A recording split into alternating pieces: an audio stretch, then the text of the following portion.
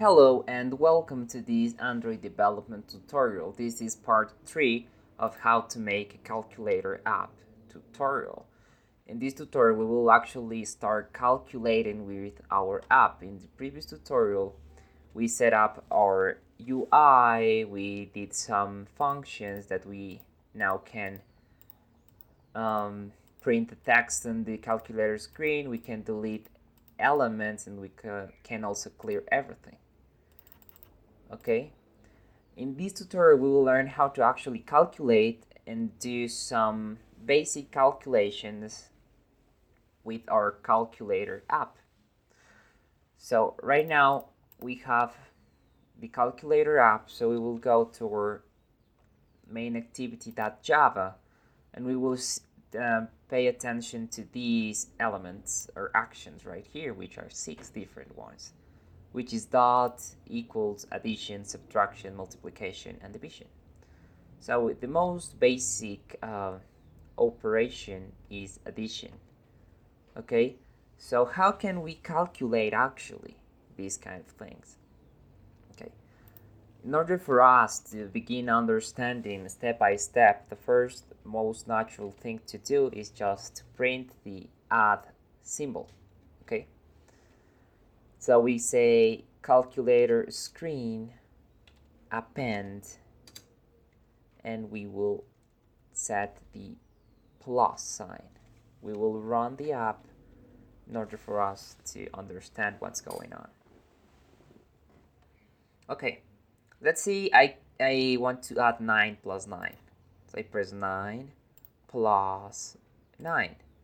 But how the calculator knows where a number begins and where a number ends? I mean, the calculator doesn't know what plus means.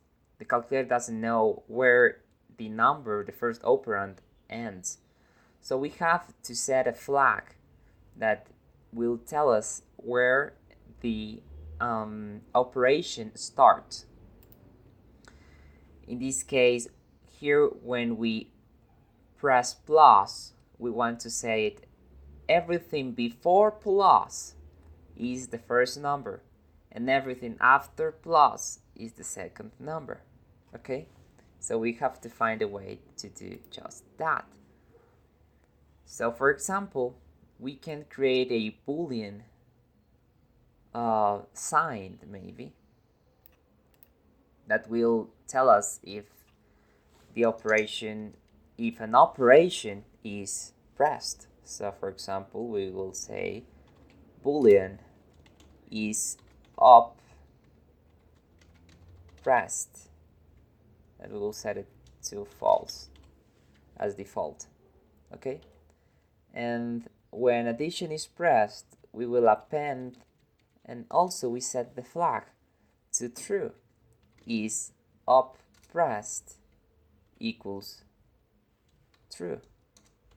Okay, so now we know how to do this. We have an error here because it says that we need a final variable if we want to put it inside the onCreate method. Of course, we don't want final variable because we want to change this. So what we will do to fix this is we will put this flag as a global variable. So outside the onCreate method, right here, make sure it is not final, but it can perfectly be private. Okay, so private boolean is op pressed false. So this means is an operation pressed and false. So when we do this, we can go back here and the error has disappeared. Okay, now we know when an operation was pressed and that kind of thing. Now we want to know the position of the plus sign, right? That would be kind of a cool way of doing it. Not the only way. There's lots of ways of making a great calculator, but we are learning. We're experimenting with different kind of options we may have. So maybe I can say, okay, now I know this is an operation, but I also need to know where the operation was stopped. where it was tapped. Okay, maybe not. Why not? Well, because here we can save a value.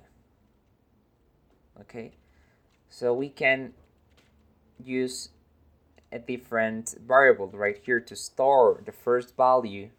I mean, what I mean with first value, I mean the value before the operation sign. We can use a double that will enable us to do floating point operations with lots of precision. So we will say private double, and we will call it first number. We will set it to 0. Okay, first number. So here we have to transform the text to the first number. Okay, so first number will be, okay, we will say double that parse double. What this function does is converts a string to a double. Okay, so the string in this case is calculator string that get text that to string. Okay, don't forget the semicolon. And we now know the first number. Okay, now we press 9, we press plus, we know an operation is pressed, we know the first number is 9, and then we press again 9, and here we have to save the index of the second number in order for us to add it later. Okay,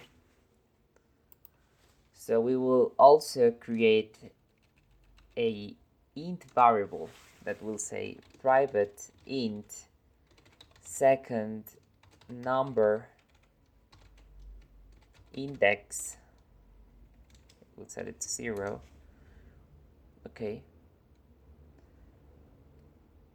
and the second number index right here, remember we start from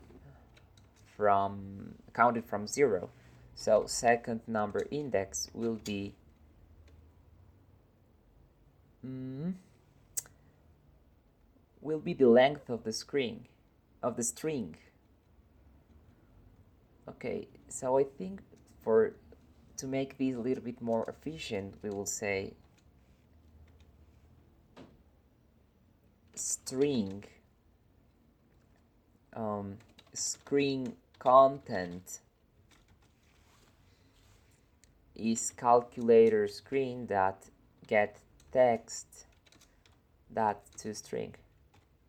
As you can see, we have the same repetition here, so to avoid that, we can replace these with screen contents. Okay, and now we can set that the screen content right here is just before the add sign is added. Okay, so we can set second number index to screen content that length, and it means if it will be pointing to the operation actually. So do we want to do that? Maybe, but maybe not. Okay, so we will point to the next element that will be the second number, so we put +1. Okay, and we will also create some sort of current operation thing. Okay, So we'll say private char current OP. Okay. In order for us to know what operation should we perform. Okay. So current OP will be single quote and addition sign. Okay. Now, when the equal button is pressed, it's pretty easy to do. We have to say calculator screen dot set text, and here we have to do the operation. Okay, so we have to generate the screen previously. Okay, so we check if is operation pressed and and, or maybe we will just check if operation is pressed, because we need an operation to be pressed in order to calculate it, right? Yes. So operation pressed, we will check if the operation is what we expect it to be. So if current OP equals single quote addition, this means the addition button was pressed.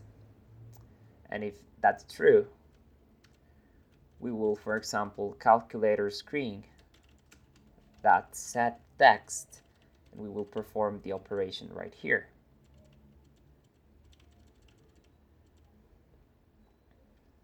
And we will, for example, define the second number if we want. So go double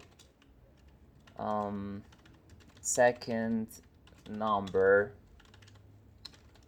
is equal to double dot parse, it's uppercase double, okay, double dot parse double, and we have to get a string. So we're gonna say calculator, or maybe we will get the string here, maybe string screen content calculator screen dot get text dot to string. Okay, and the second number is easy to calculate, really. So second number is screen content dot substring. The index of the second number we previously said right here, if you remember. So we set second number index. Okay, and the length of the screen content, so screen content dot length. Okay, in order for us to visualize this a little bit better, I will press a new line right here. Okay, so we are parsing this double right here, right, which is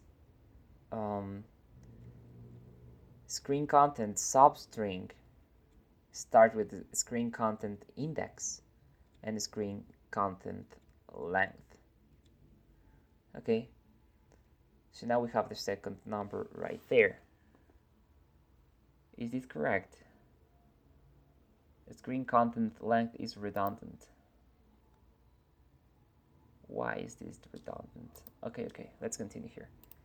So we will set text and we will perform the operation, of course. We can do second number plus equal first number. Simple as that. We will say set text string that value of second number. Okay, is everything fine? So let's check if we don't have any errors right here. So it says that we have some redundant here. This says call the screen content length is redundant. Reports variety of redundant string related operations to string or string substring. So it's redundant. I don't really understand this, but of course when we don't understand, we will try to figure out what's going on. So the first thing we're doing here is getting the text, the screen content. The second number we parse double to a substring. So if we find something that is complicated for us to understand, we will create a new string. We will say second number string, and we will set this to all of this right here. Okay, so second number string is screen content that substring second number index, and it's, oh, we have a parenthesis. We're missing a parenthesis. So you know, when you simplify things, it's easier to figure out what's going on. So screen content dot length. Now here we put parse double second number string, and I think everything should be fine. Oh, I already know this redundant thing, that when you have to end on the length, okay, which in this case is not true, because we don't have to end on the length, we have to end, well, kind of on the length, but not really. So we will run this and check if this works or not. Okay, we're running it, we're waiting it to compile, and we will add again 9 plus 9 press equal and see if it doesn't crash. Maybe it crashes, so we will think about it. Okay, Gradle will be running, and we're waiting for it. Let's check everything is okay. So something here failed. We've missed something right here. So the extra, the missing parenthesis was an extra one right here. So we delete that, and we run it again. And now everything should work fine. And we press 9 plus 9 equals 18.0. Congratulations, we did our first calculation. So this was it for this video. I hope you enjoy it, and I see you in the next one. Bye.